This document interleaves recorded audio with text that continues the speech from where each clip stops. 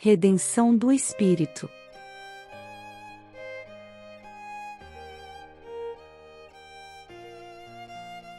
Podemos entender por redenção o ato do Espírito de pagar uma dívida adquirida nesta ou noutra vida fazendo o bem para outrem.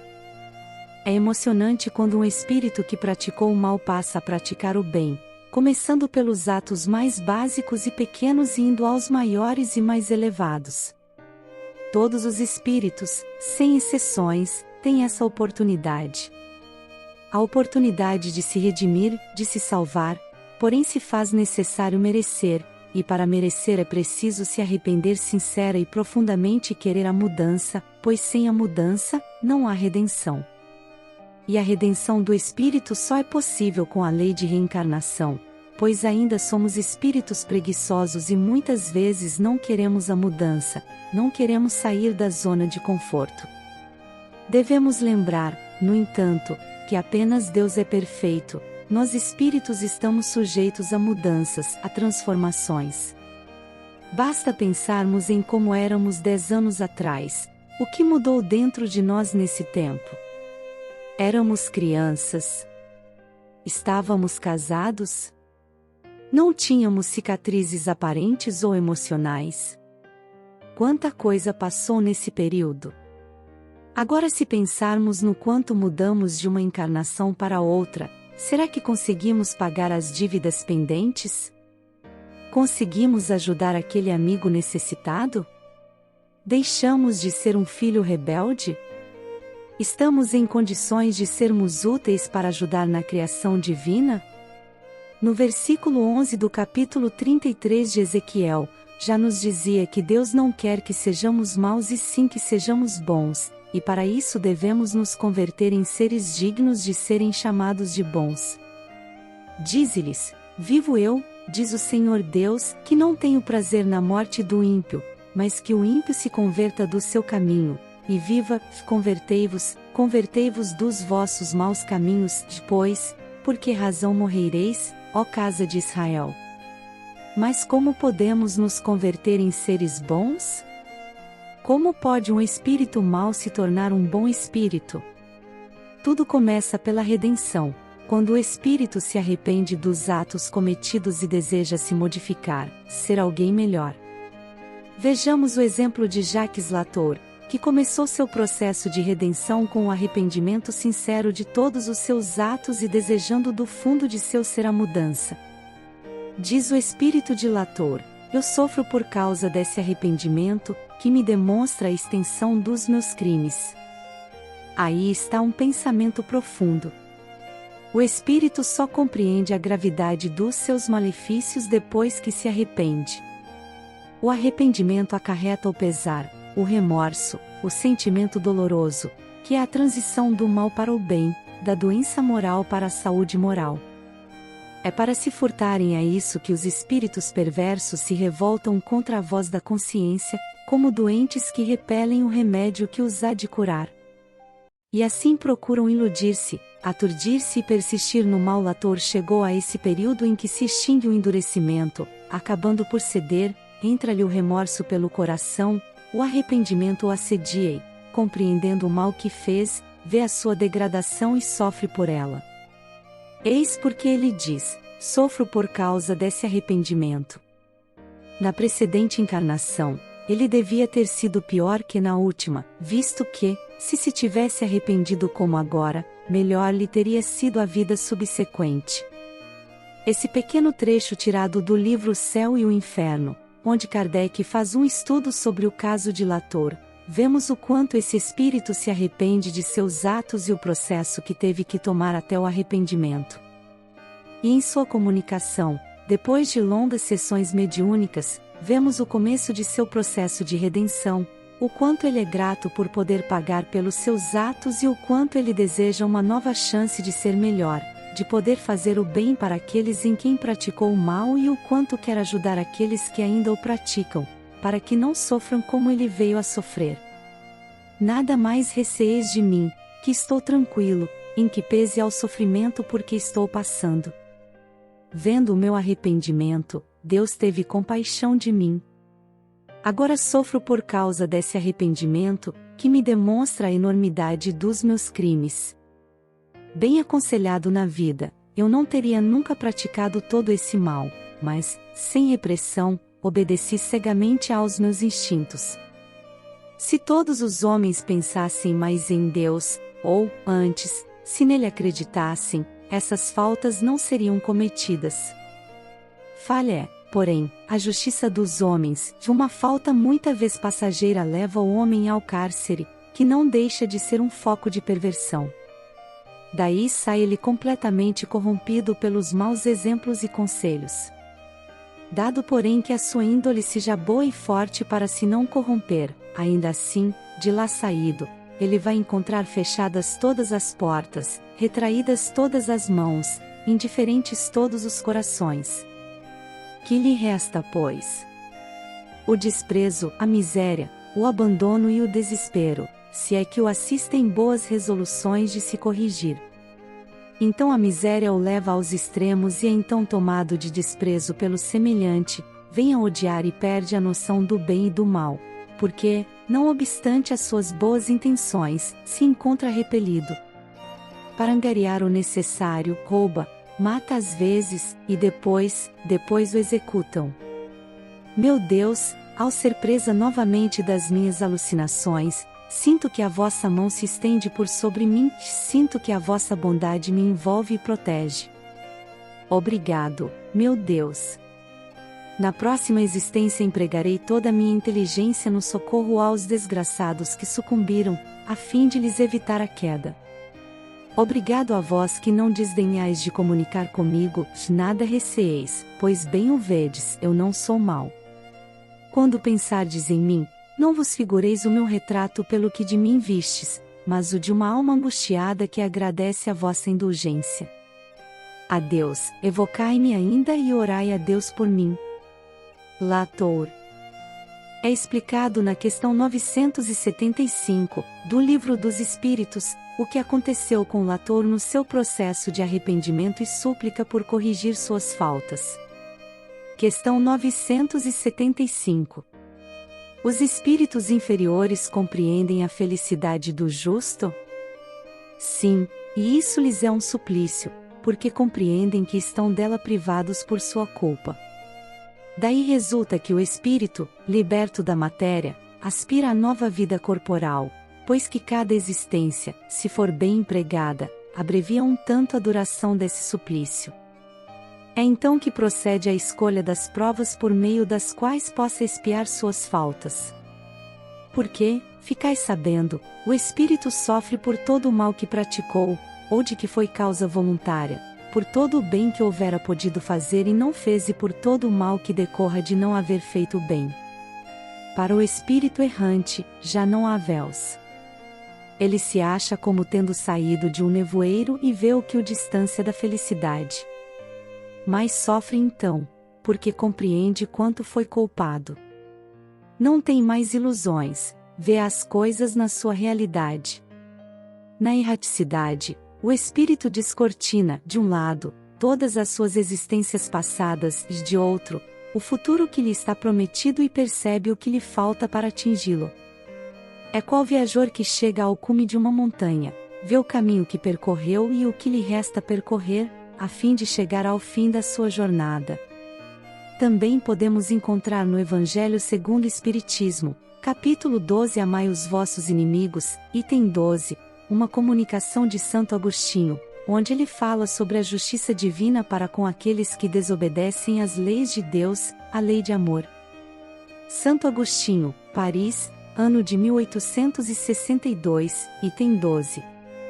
O duelo pode, sem dúvida, em certos casos, ser uma prova de coragem física, de menosprezo pela vida, mas é, incontestavelmente, a prova de uma covardia moral, como o suicídio. O suicida não tem coragem para enfrentar as vicissitudes da vida, o duelista não tem coragem de enfrentar as ofensas. O Cristo não vos disse que há mais honra e coragem em oferecer a face esquerda a quem vos feriu a direita do que se vingar de uma injúria? Não disse a Pedro, no jardim das oliveiras, embainha vossa espada, pois aquele que matar pela espada perecerá pela espada? Por essas palavras, Jesus não condenou o duelo. Na verdade, meus filhos, o que é essa coragem nascida de um temperamento violento, sanguinário e colérico, que reage à primeira ofensa? Onde está a grandeza de alma daquele que, a menor injúria, quer lavá-la em sangue? Mas que ele trema. Pois sempre, no fundo de sua consciência, uma voz lhe gritará: Caim, Caim, que fizeste de teu irmão? Ele responderá: foi preciso sangue para salvar a minha honra. Mas ela lhe dirá: tu quiseste salvá-la diante dos homens, por apenas alguns instantes que te restavam sobre a terra e não pensaste em salvá-la diante de Deus.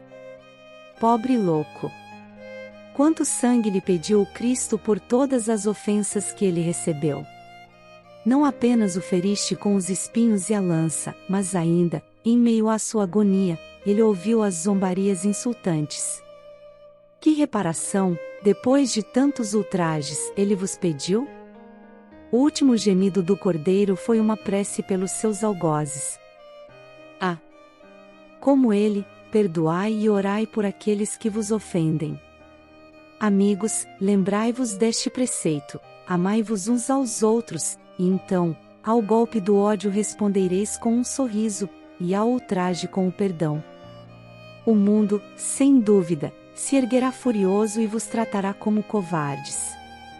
Erguei a fronte bem alto e mostrai que vossa fronte não recearia também ser coroada de espinhos, a exemplo do Cristo, mas que a vossa mão não quer ser cúmplice de um assassinato autorizado, digamos assim, por uma falsa aparência de honra, que é, na verdade, o orgulho e o amor próprio. Quando vos criastes, Deus vos deu o direito de vida e de morte, uns sobre os outros. Não, Ele deu esse direito apenas à natureza, para se reformar e se refazer. Mas a vós, nem mesmo permitiu dispordes de vós mesmos. Como suicida, o duelista será marcado com sangue, quando comparecer perante Deus, e, tanto para um quanto para outro, o soberano juiz atuará pelo sofrimento.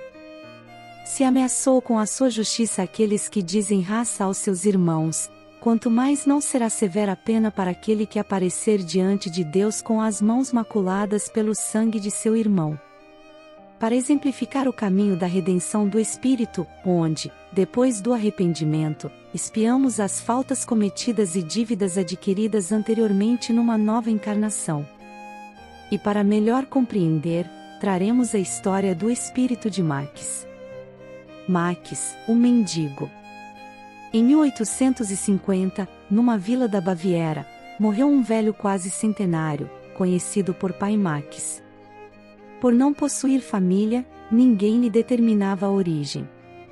Havia cerca de meio século que se invalidara para ganhar a vida, sem outro recurso além da mendicidade, que ele dissimulara, procurando vender pelas herdades e castelos, almanaques e outras miudezas.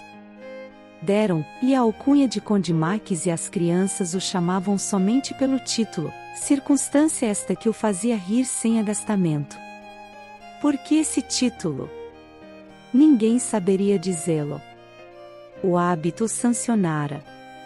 Talvez tivesse provindo da sua fisionomia, das suas maneiras, cuja distinção fazia contraste com a miserabilidade dos andrajos.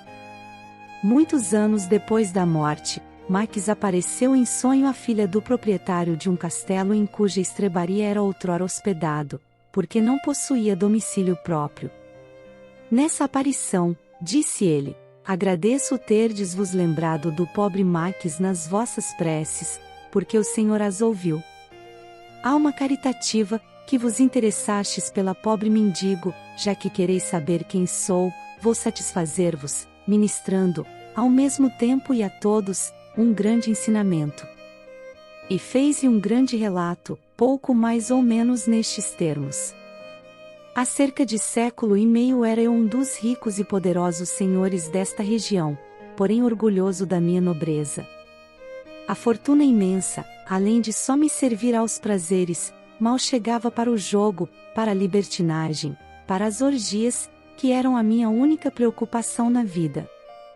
Quanto aos vassalos, Porque os julgasse animais de trabalho destinados a servir-me, eram espezinhados e oprimidos a fim de que provessem as minhas dissipações. Surdo aos queixumes deles, como em regra também o era com todos os infelizes, julgava eu que eles ainda se deveriam ter por honrados em satisfazer-me aos caprichos. Morri cedo, exausto pelos excessos, mas sem ter, realmente, experimentado qualquer desgraça real. Ao contrário, tudo parecia sorrir-me, a ponto de passar por um dos seres mais ditosos do mundo. Tive funerais suntuosos e os boêmios lamentavam a perda do ricaço, mas a verdade é que sobre o meu túmulo nenhuma lágrima se derramou, nenhuma prece por mim se fez a Deus de coração, enquanto minha memória era amaldiçoada por todos aqueles para cuja miséria contribuíra. Ah! Como é terrível a maldição daqueles que prejudicamos! Pois essa maldição não deixou de ressoar-me aos ouvidos durante longos anos que me pareceram uma eternidade. Depois, por morte de cada uma das vítimas, era um novo espectro ameaçador ou sarcástico erguido diante de mim, a perseguir-me sem tréguas, sem que eu pudesse encontrar um vão lugar onde me furtasse as suas vistas. Nem um olhar amigo. Os antigos companheiros de devassidão, infelizes como eu, fugiam, parecendo dizer-me desdenhosos: tu não podes mais custear os nossos prazeres. Oh! Então, quanto daria eu por um instante de repouso, por um copo d'água para saciar a sede ardente que me devorava? Entretanto eu nada mais possuía, e todo o ouro a jorros derramado sobre a terra não produzia uma só bênção, uma só que fosse: ouviste, minha filha? Cansado por fim, oprimido, como viajor que não lobriga o termo da jornada, exclamei: de meu Deus, tende compaixão de mim. Quando terminará esta situação horrível? Então uma voz, primeira que ouvi depois de haver deixado a terra, disse: quando quiseres. Que será preciso fazer, grande Deus? Repliquei: dizei-o, que a tudo me sujeitarei. É preciso o arrependimento, é preciso te humilhares perante os mesmos a quem humilhaste, pedir-lhes que intercedam por ti, porque a prece do ofendido que perdoa é sempre agradável ao Senhor. Humilhei-me, pedi aos meus vassalos e servidores que ali estavam diante de mim, e cujos semblantes, pouco a pouco mais benévolos, acabaram por desaparecer. Isso foi para mim como que uma nova vida, o desespero deu lugar à esperança, enquanto eu agradecia a Deus com todas as forças de minha alma. A voz acrescentou: príncipe. Ao que respondi: não há aqui outro príncipe senão Deus, o Deus onipotente que humilha os soberbos. Perdoai-me, Senhor, porque pequei, e se tal for da vossa vontade, fazer-me servo dos meus servos. Alguns anos depois reencarnei numa família de burgueses pobres. Ainda criança perdi meus pais e fiquei só, no mundo, desamparado. Ganhei a vida como pude, ora como operário, ora como trabalhador de campo, mas sempre honestamente, porque já criei em Deus. Aos 40 anos fiquei inteiramente paralítico, sendo-me preciso daí por diante mendigar por mais de 50 anos, por essas mesmas terras de que fora o absoluto Senhor. Nas herdades que me haviam pertencido, recebia uma migalha de pão, feliz quando por abrigo me davam a coberta de uma estrebaria. Ainda por uma acerba ironia do destino, apelidaram-me Senhor Conde. Durante o sono, aprazia-me percorrer esse mesmo castelo onde reinei despoticamente, revendo-me no fausto da minha antiga fortuna. Ao despertar, sentia das visões uma impressão de amargura e tristeza, mas nunca uma só queixa se me escapou dos lábios, e quando a Deus aprouve chamar-me, exaltei a sua glória por me haver sustentado com firmeza e resignação numa prova tão penosa, da qual hoje recebo a recompensa. Quanto a vós, minha filha, eu vos bendigo por terdes orado por mim. Depois de ver a encarnação expiatória de Maquis, podemos ter uma noção de que toda encarnação do espírito é importante para seu desenvolvimento. Maquis teve sua redenção e passou por sua difícil prova, onde mostrou que será capaz de trabalhar na seara de Deus, assim como nos conta Jesus na parábola dos 2 filhos, onde um homem tinha 2 filhos. Chegando ao primeiro, disse: Filho, vai trabalhar hoje na minha vinha. Ele respondeu: Irei, Senhor, e não foi. E chegando ao segundo, disse-lhe o mesmo. Porém este respondeu: Não quero. Mais tarde, tocado de arrependimento, foi. Qual dos 2 fez a vontade do Pai? Responderam eles: o segundo. Declarou-lhes Jesus: Em verdade vos digo que os publicanos e as meretrizes entrarão primeiro que vós no reino de Deus. Olhando a questão 994, vemos que trata sobre o arrependimento do espírito e do reconhecimento de suas faltas, assim como vimos nas histórias desses 2 espíritos, Lator e Maquis, que reconheceram suas faltas e assim podem reaver suas dívidas e fazer o bem. Questão 994. O homem perverso, que não reconheceu suas faltas durante a vida, sempre as reconhece depois da morte. Sempre as reconhece, então, mas sofre, porque sente em si todo o mal que praticou, ou de que foi voluntariamente causa. Contudo, o arrependimento nem sempre é imediato. Há espíritos que se obstinam em permanecer no mau caminho, não obstante os sofrimentos por que passam. Porém, cedo ou tarde, reconhecerão errada a senda que tomaram e o arrependimento virá. Para esclarecê-los trabalham os bons espíritos e também vós podeis trabalhar. Podemos ver que Deus sempre quer que sejamos melhores, que nos arrependamos e que trabalhemos em sua criação. Na questão 993 do Livro dos Espíritos, nos é trazido o conceito de que todo espírito está no processo de purificação, onde deixa suas más tendências e progride para a perfeição. Questão 993. Não há homens que só têm o instinto do mal e são inacessíveis ao arrependimento? Já te disse que todo espírito tem que progredir incessantemente. Aquele que, nesta vida, só tem o instinto do mal, terá noutra o do bem, e é para isso que renasce muitas vezes, pois preciso é que todos progridam e atinjam a meta. A diferença está somente em que uns gastam mais tempo do que outros, porque assim o querem. Aquele, que só tem o instinto do bem, já se purificou, visto que talvez tenha tido o do mal em anterior existência. Como um grandioso exemplo de redenção e purificação do espírito, falaremos brevemente de Vicente de Paulo, que como Herodes o Grande cometeu atrocidades para com os inocentes, teve sua dura prova e expiação em diversas encarnações e hoje é um grande trabalhador na seara de Deus como defensor da infância. Nós, como filhos do Criador, sempre podemos nos arrepender de nossas escolhas e trabalhar para consertá-las. Nunca é tarde demais para ser melhor e fazer o bem. Podemos ver que o caminho da redenção é bem simples de ser seguido, porém começá-lo é difícil, pois para arrepender-nos precisamos enxergar os erros que cometemos, tanto nas vidas passadas como na vida presente, e para isso devemos colocar de lado nosso orgulho, vaidade e egocentrismo, já que é por meio deles que cometemos nossos erros. O caminho da redenção pode ser difícil de seguir, mas não é impossível, como vimos com os 3 exemplos de espíritos ao longo do vídeo, e a recompensa ao final dessa jornada faz valer a pena cada passo dado em direção à estrada da luz.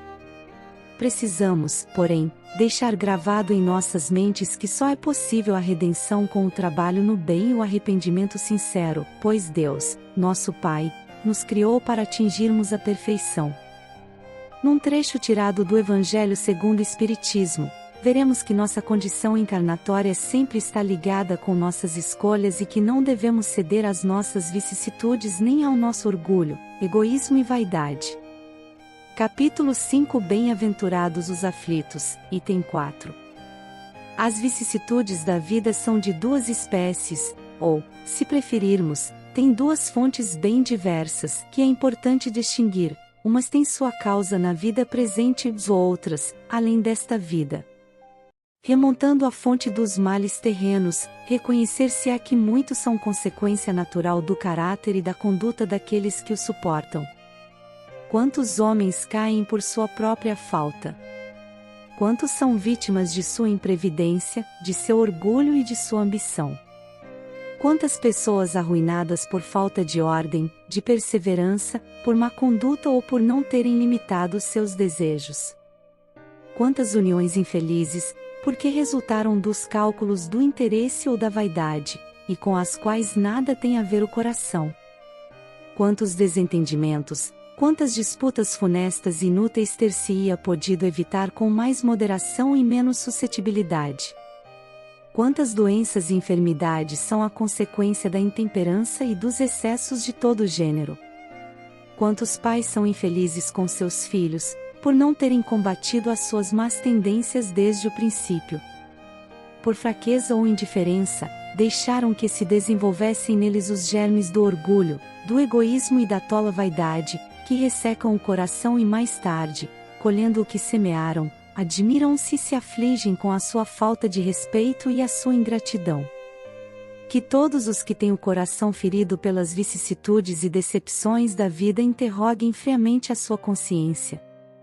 Remontem pouco a pouco a fonte dos males que os afligem, e verão se, na maioria das vezes não podem dizer: se eu tivesse feito ou não tivesse feito tal coisa, eu não estaria nesta situação. A quem se deve, então, todas essas aflições senão a si mesmos? O homem é, dessa maneira, num grande número de casos, o artífice de seus próprios infortúnios. Mas, em vez de reconhecê-lo, ele acha mais simples, e menos humilhante para sua vaidade, acusar o destino, a providência, a sorte desfavorável, enquanto que sua má estrela, na verdade, é a sua própria negligência.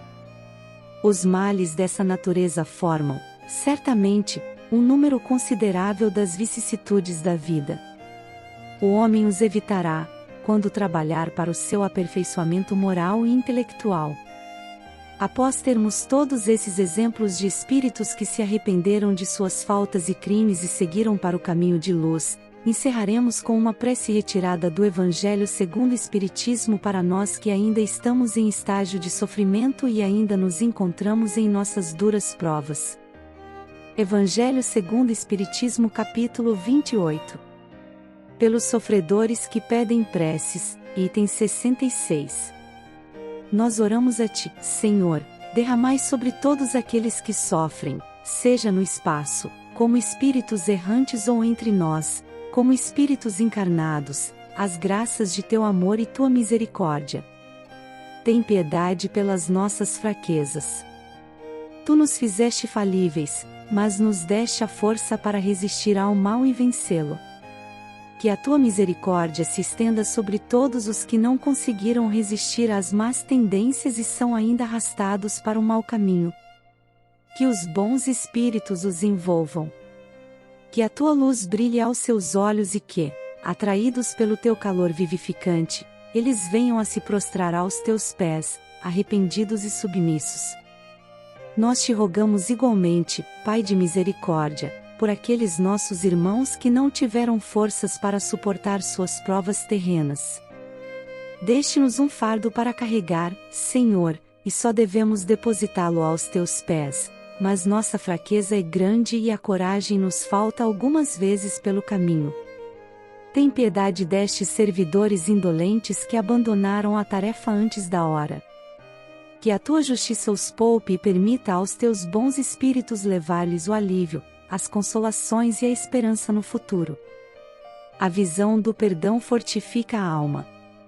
Mostra-a, Senhor, aos culpados que se desesperam, e, sustentados por essa esperança, eles encontrarão forças na intensidade de suas próprias faltas e sofrimentos para resgatarem o seu passado e se preparar para conquistar o futuro. Base bibliográfica. Bíblia, Livro de Ezequiel, capítulo 33, versículo 11. O Céu e o Inferno, Allan Kardec, segunda parte, capítulo 6, Jacques Latour. Livro dos Espíritos, Allan Kardec, questão 975. Evangelho segundo o Espiritismo, capítulo 12. Amai os vossos inimigos, item 12. O Céu e o Inferno, Allan Kardec, segunda parte, capítulo 8, Max. Livro dos Espíritos, Allan Kardec, questões 993 e 994. Parábola dos dois filhos, Mateus, capítulo 21, versículos 28 a 31. O Solar de Apolo, Espírito Vitor Hugo, Médium Zilda Gama, página 205, 206 e 207 parcialmente reproduzidas. Evangelho segundo Espiritismo, Allan Kardec, capítulo 5, item 4. Evangelho segundo Espiritismo, Allan Kardec, capítulo 28, item 66.